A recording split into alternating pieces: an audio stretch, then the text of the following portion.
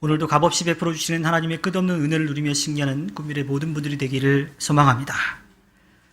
우리가 2023년에 믿음으로 소망을 품어 사랑하는 교회를 세워가려고 하는데, 성경에서 이야기하는 사랑장, 이 사랑장을 통해서 우리의 한 해를 좀 만들어가고, 또 이 시간을 통해서 하나님의 뜻을 펼쳐가는 꿈 있는 미래교회가 되기를 소망합니다. 자, 그 가운데 이 고린도라고 하는 지역은요, 에게해와 아드리아해, 지중해에 있는 곳인데, 아주 좁은 지역에 위치한 상업 중심의 항구 도시인데, 작은 도시이지만 상업적으로 꽤 번성한 그러한 지역이었습니다. 그곳에 남겨진 유적들을 통해서 추정해 보면요, 2만 명이 들어가고도 남을 만한 큰 경기장이 있었대요. 그래서 올림픽과 같이 많은 사람들이 모여서 그곳에서 경기를 했던 것을 알 수가 있지요.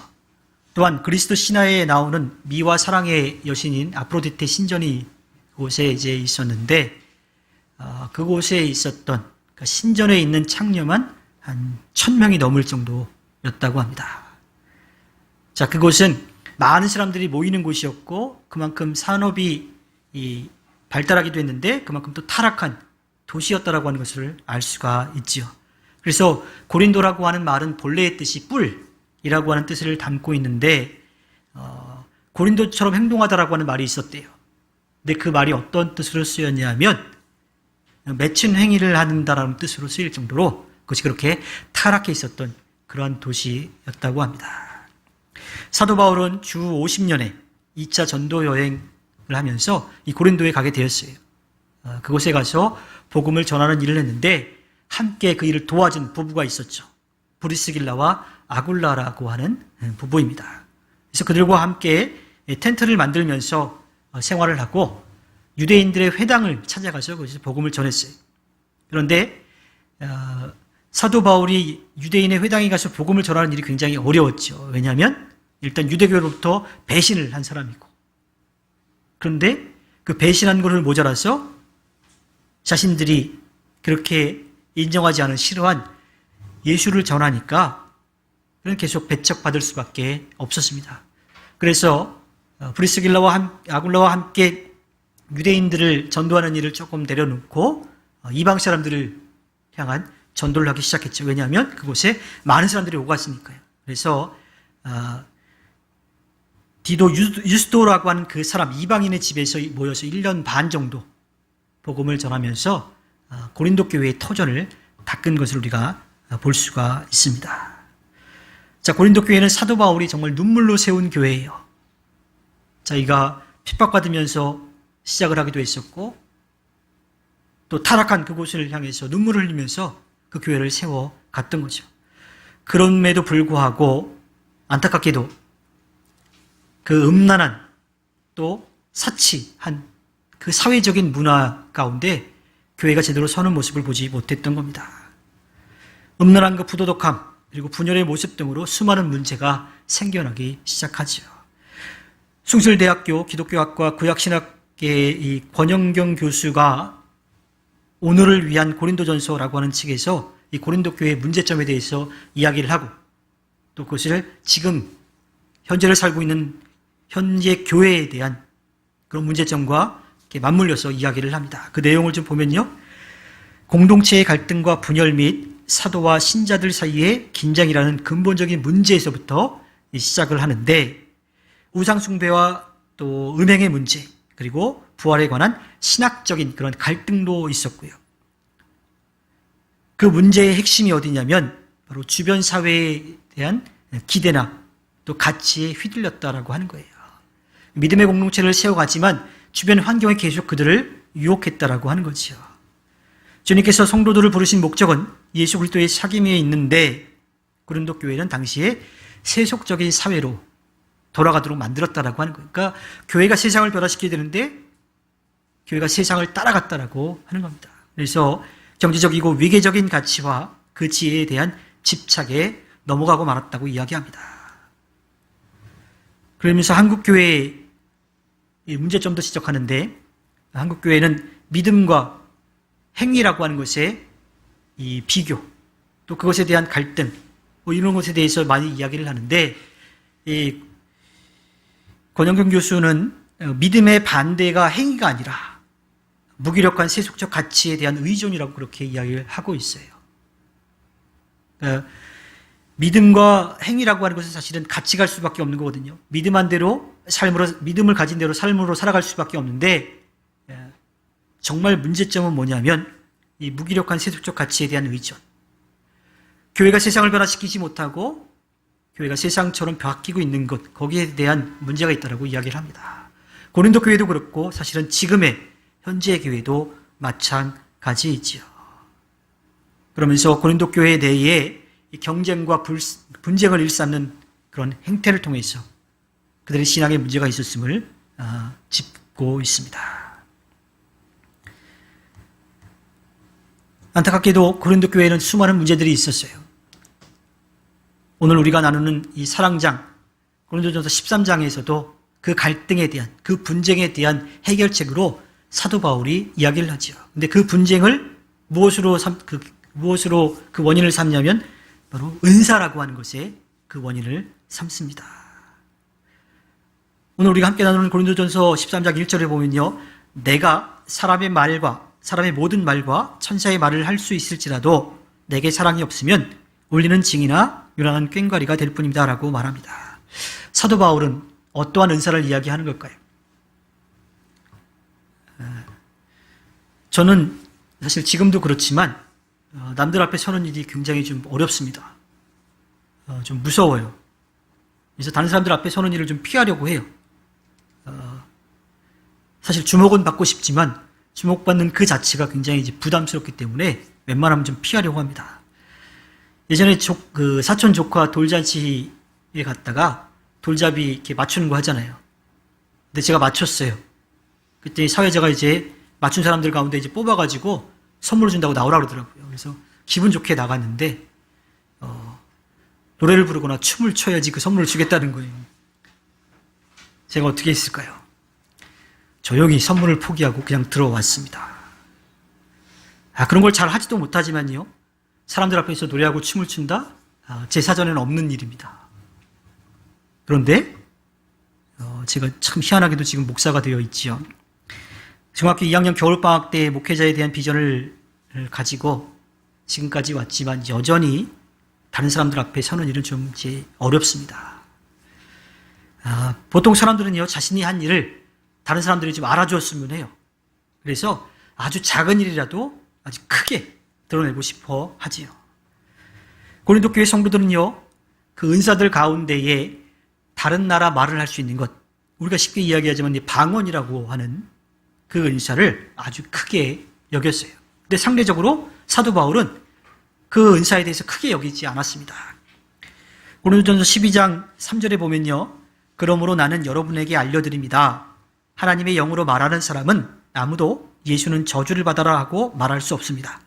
또 성령을 힘입지 않고서는 아무도 예수는 주님이시다라고 말할 수 없습니다. 그러니까 말하는 것이 자기가 하는 것이 아니라 성령의 능력을 힘입어 산다라고 하는 것을 이야기하죠. 그리고 고린도전서 12장 28절에 보면 하나님께서 교회 안에 몇몇 일꾼을 세우셨습니다. 그들은 첫째는 사도요, 둘째는 예언자요, 셋째는 교사요, 다음은 기적을 행하는 사람이요, 다음은 병 고치는 은사를 받은 사람이요, 남을 도와주는 사람이요, 관리하는 사람이요, 여러 가지 방언으로 말하는 사람입니다. 자, 은사에 대한 이야기를 쭉 하는데 그 순서가 이 여러 가지 방언으로 말하는 사람이 어디가 있어요? 맨 끝에 가 있죠. 자, 그렇다고 해서 사도 바울이요, 은사에 대해서 순위를 매긴 건 아니에요. 다만 그 방언하는 은사를 아주 크게 여기고 또 그것을 자랑 삼는 그 고린도 교회 성도들에게 그 순위가 중요한 게 아니다, 그게 더 큰 게 아니다라고 하는 것을 힘주어서 말하고 싶을 뿐이었던 거죠. 그래서 순위를 매기고 싶은 게 아니라 고린도 교회 성도들이 가지고 있는 은사에 대한 왜곡된 시각을 바로잡아 주려고 했던 겁니다. 역사가 오래되고 규모가 좀 큰 교회에서는요, 부서별로 약간의 긴장감이 있습니다. 어느 부서가 더 많은 일을 했다, 더 그 열심이다라고 하는 것을 좀 이렇게 나타내고 싶은 그러한 이제 긴장감이 있는 거죠. 사람은 누구나 자신이 속해 있는 곳이 잘했으면 하는 그러한 바람이 있습니다. 그래서 부서별로 이렇게 서열을 매기기도 해요. 그래서 그게 원칙은 아니지만 이 부장님들, 교회 부장님들도 뭐 장로님들 서열로 맞춰가지고 하는 경우도 있기도 하고요. 물론 질서는 필요하지만 그것이 순위는 아니라고 하는 것을 우리는 분명하게 기억해야 합니다. 주님께서 맡겨주신 일을 잘하라고 하는 마음이면 참 좋겠는데 어떤 때는 그런 마음보다도 자신들이 해놓은 그 열매, 그 결과를 더 드러내고 싶어하는 그런 마음들이 조금 있기도 하죠. 그래서 부서별로 좀 일꾼을 세우려고 고등학교를 막 졸업한 그런 청년들, 그 청년들을 자기 부서로 와서 이렇게 섬기도록 하려고 해요. 사실 저도 그래서 몇 해 전에 우리 최찬일 청년을 방송 담당으로 제가 이렇게 세웠잖아요. 예. 우리가 꼭 기억해야 될 것은요, 은사에는 서열이 없다라고 하는 겁니다. 눈에 보이는 은사가 있는가 하면 눈에 보이지 않는 은사도 있어요. 정말 우리가 생각하지도 못하게 보이지 않는 곳에서 귀한 마음으로 섬기시는 분들이 굉장히 많습니다. 꿈 있는 미래교회도 그렇게 세워져 가고 있는 거죠. 그런데 고린도 교회는 눈에 보이는, 오늘 말씀에 비추어 보면 정확히 말하자면 귀에 들리는, 개역개정 표현으로 보면 방언의 은사를 아주 크게 여겼던 겁니다. 사도 바울은 그러한 고린도 교회의 성도들의 은사에 대한 왜곡된 시각을 바로잡아주기 위해서 그들이 특히 선호하는 방언의 은사를 예로 들어서 이야기를 하지요. 사실 방언의 은사라고 하는 것은 보통 이제 성경을 통해서 두 가지로 우리가 이해할 수가 있는데, 사도행전 2장에 보면 예수님이 제자들이 보는 앞에 산으로 올라가신 다음에 마가의 다락방이라고 하는 곳에서 제자들이 모여서 함께 기도할 때 성령이 그들 가운데 임했을 때 나타났던 역사가 있어요. 명절에 예배하러 온 외국에 살던 그 사람들이 왔는데 그곳에서 기도하는 소리를 들어보니까 자기들이 살고 있는 지역의 언어로 기도하기 시작한 거죠. 뭐 방언이라고 이야기하는데 다른 나라 말을 아주 잘 한다라고 하는 거예요. 자, 그때 기도했을 때에 다른 나라에 살고 있던 그 사람들이 자기들이 쓰는 그 말을 해서 알아들었어요. 저 사람이 우리말로 어떻게 기도하지? 이렇게 알아들었다라고 하는 거예요. 그래서 다른 나라 말, 그렇게 하는 것을 이제 방언이라고 이야기하고, 오늘 말씀에 나오는 것처럼 천사의 말도 이야기를 합니다. 사실 천사의 말이 어떠한 말인지 아세요? 모르죠. 우리 방언 기도 하시는 분들 보면 어떠한 기도를 하는지 사실을 잘 모르죠. 본인도 모르는 경우도 있어요. 그래서 어떤 분들은 통변의 은사를 해서 그 방언 기도가 어떤 기도라고 알려주시는 분도 있기도 합니다. 사도 바울이 이야기하는 것은요, 이 다른 나라 사람 알아들을 수 있는 그러한 말로 기도하는 것과 또 그것을 해석하지 못하는 그러한 기도, 아마 당시에는 그게 무슨 뜻인지 모르는, 하지만 성령의 임함을 통해서 그렇게 기도하는 그 소리를 천사의 말이라고 그렇게 해석했던 것 같아요. 사실 천사의 말이 어떤 건지 사실 알 수는 없죠. 즉 그렇게 방언과 천사의 말이라고 하는 그 기도를 아무리 잘한다 하더라도 그 안에 사랑이 없으면 필요 없다라고 하는 거예요. 다시 한번 고린도전서 13장 1절의 말씀을 보면요, 내가 사람의 모든 말과 천사의 말을 할 수 있을지라도 내게 사랑이 없으면 울리는 징이나 요란한 꽹과리 소리가 될 뿐입니다. 그냥 시끄러운 소리에 지나지 않는다라고 하는 거예요. 아무리 뛰어난 능력이 있다 하더라도 사랑이 없으면 아무 소용이 없다는 겁니다. 바꾸어 말하면 사랑이 있으면 그 모든 것이 아름다운 열매를 맺는다라고 하는 거죠. 울리는 징이나 요란한 꽹과리는요, 당시에 이방 신전에서 제사할 때 썼던 거예요. 자고 있는 신을 막 깨운다라고 하는 것, 신의 관심을 끌거나 또 귀신을 내쫓기 위해서 사용된 악기였던 거예요. 그러니까 그 안에 사랑이 없더라면 아무리 뛰어난 은사라고 생각하는 것도 소용이 없더라고 말합니다. 이어지는 고린도전서 13장 2절에 보면요, 내가 예언하는 능력을 가지고 있을지라도 또 모든 비밀과 모든 지식을 가지고 있을지라도 또 산을 옮길 만한 모든 믿음을 가지고 있을지라도 사랑이 없으면 아무것도 아닙니다. 예언하는 능력이라고 하는 것, 그건 정말 놀라운 은사 가운데 하나이죠. 그런데 뭐 앞에 나중에 일어날 일을 미리 맞추는 그러한 의미가 아니라 하나님의 선하고 아름다운 뜻을 깨닫고 그것을 전해주는 일을 하는 거예요. 그 일이 때로는 따끔한 충고일 수도 있어요. 때로는 위로와 격려일 수도 있고요. 기대와 소망을 갖게 하는 그러한 이야기일 수도 있습니다. 사실 굉장히 뛰어난 은사라고 할 수가 있죠. 그런데 우리가 아무리 많은 것을 알고 있다 하더라도 모든 걸 아시는 하나님 앞에서는 아무것도 아닌 거예요. 그런 겸손한 마음이 우리에게 있어야 하는 거죠. 모든 것을 아시는 주님이 우리에게 그것을 깨닫게 하셔야 그 능력이 나타나는 겁니다. 그 안에 사랑이 있다면 아름다운 역사가 드러나겠지만 사랑이 없으면 아무 소용이 없다고 하는 거죠. 이 또한 이 산을 옮길 만한 믿음이라고 하는 것, 마태복음 17장에 가보면 예수님께서 베드로와 야고보와 요한을 데리고 산에 가서 기도하시고 계실 때 밑에 남아있던 제자들에게 간질병을 앓고 있는 아이를 아버지가 데려와요. 그래서 좀 고쳐달라고 그러는데 그냥 제자들이 끙끙 앓편하고 고치지를 못하고 있죠. 예수님이 기도하시고 내려오셨는데 그 아버지가 이제 상황을 설명하는 거죠. 내가 당신의 제자에게 이렇게 고쳐달라고 왔는데 당신의 제자들은 우리 아들을 고쳐주지 못했다. 그때 예수님이 말씀하시죠. 마태복음 17장 20절에 보면 너희의 믿음이 적기 때문이다. 내가 진정으로 너희에게 말한다.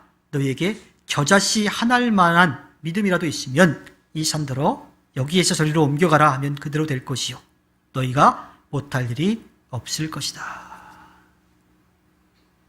겨자씨만한 믿음만 있어도 산을 옮길 텐데 너희들의 믿음이 적기 때문이라고 말씀하십니다. 사실은 믿음은 그 자체로 크기를 가늠할 수가 없어요. 우리도 보통 이야기하죠. 믿음이 좋다고 깊다고 이렇게 이야기하는데 사실은 그거는 우리 눈에 보이는 거지. 하나님께서 그 믿음을 어떻게 보실지는 아무도 모르는 거예요. 또 겨자씨를 아주 제일 작은 씨라고 이야기하는데 사실 제일 작은 씨도 아니고요. 거기에서 얼만큼의 열매를 맺느냐라고 하는 것. 그러니까 믿음의 크기가 중요한 것이 아니라 어떠한 열매를 맺느냐가 더 중요하다라고 하는 거죠. 사도 바울은 아무리 많은 또 뭐 큰 열매를 맺는다 하더라도 사랑이 없으면 아무 소용이 없다라고 이야기합니다. 이어지는 13장 3절에 보면 내가 내 모든 소유를 나누어 줄지라도 내가 자랑 삼아 내 몸을 넘겨줄지라도 사랑이 없으면 내게는 아무런 이로움이 없습니다. 능력을 받았어요. 그대로 뭔가 열매를 맺어냈어요. 근데 그 단계에 더 넘어가는 게 뭐냐면 삶으로 계속 살아가는 거예요. 그러니까 뭔가 결실을 한 번에 맺고 끝나는 것이 아니라 계속 그 결실을 맺을 수 있도록 계속 살아가는 것. 그런데 그렇게 살아간다 하더라도 그 안에 사랑이 없으면 아무 소용이 없다는 겁니다. 들어서 알게 되고 깨닫게 되어도 삶으로 살아내지 못하면 제대로 안 것도 아니고 깨달은 것도 아닙니다. 사실 그렇게 깨달은 것을 삶으로 살아낸다라고 하는 그 자체가 모든 것을 다 끝까지 다 했다라고 해도 뭐 지나친 말이 아닐 거예요. 그런데 사도 바울은 삶으로 그렇게 살아내는 모습이라 하더라도 사랑이 없으면 아무런 이로움이 없다라고 말합니다. 개역 개정 성경을 보면요, 세 번역에는 내가 자랑 삼아 내 몸을 넘겨준다라고 하는 말을 내 몸을 불사르게 내줄지라도라고 번역을 했어요. 이스라엘 역사 가운데 구약과 신약 중간기 그 500년 사이에 있었던 일인데 주전 2세기경에 마카비라고 하는 사람이 이스라엘 민족을 좀 그 힘으로 좀 이끌어가지고 로마와 함께 좀 이제 싸움을 했던 그런 마카비 혁명을 일으켰던 사람이 있습니다. 그때 그 마카비 시대 때 유대교에서는요, 가장 경건한 그 삶의 모습을 바로 순교라고 생각했어요. 그러니까 불에 자신의 몸을 내어줄지라도 독립을 위해서 애쓴 그 사람들을 이제 기억을 하는 거죠. 그래서 그 당시 이후부터 불 속에 자신을 던져 순교하는 것을 자신들의 최고의 경건을 나타내는 그런 표지로 삼았던 거예요. 바로 그러한 표현인 거죠. 그렇게 최고의 경건한 모습을 보인다 하더라도 사랑이 없으면 아무 소용이 없다라고 하는 겁니다. 아무리 지고지순하게 보이는 자기 헌신과 자기 희생이라 하더라도 그 바탕에 사랑이 없으면 아무 소용이 없다라고 하는 거예요. 과연 우리는 어떤가요? 고린도 교회처럼 주님께서 우리를 믿고 맡기신 일을 하도록 힘을 보태주시는 것을 우리를 드러내려고 하는 그 자랑거리로 삼고 있지는 않습니까? 뭐 그 정도면 좀 인정해 줄 수 있을 것 같아요. 왜냐하면 그냥 넋 놓고 있는 게 아니거든요. 맡겨주신 일을 하기 위해서 분명히 열심을 내거든요.